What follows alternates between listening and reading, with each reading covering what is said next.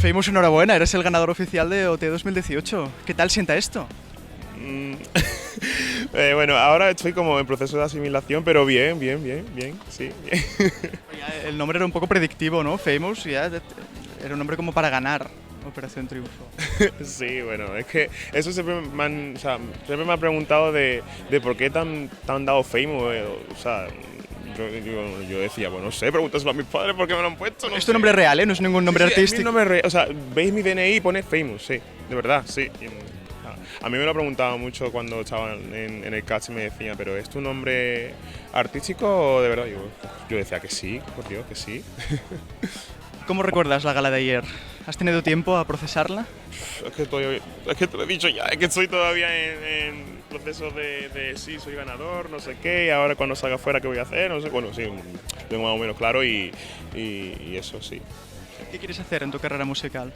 ¿Qué quiero hacer? Bueno, obviamente sacar discos que sean acorde con mi estilo, pero también mezclando con otros estilos musicales y eso, haciendo como un mashup. Mashup. Esto, esto no se ha acabado, queda aún la gala especial de Navidad Sí. y el camino para ir a Eurovisión. ¿Cómo lo estás preparando? La gala de Navidad Sí. viene fuertecita. Sí, además es que voy a cantar con César, que es uno de mis admiradores, y flipando y con muchas ganas, obviamente. Sí. Y además para Eurovisión yo creo que eres el favorito, no sé si lo sientes así. Bueno, es que también están mis compañeros o sea, que los otros temas, perdón, que son increíbles y no sé, o sea, no sé. Desde fuera tenemos la impresión de que eres el que tiene más ilusión por ir al festival, no sé si desde dentro también se ve así. Es que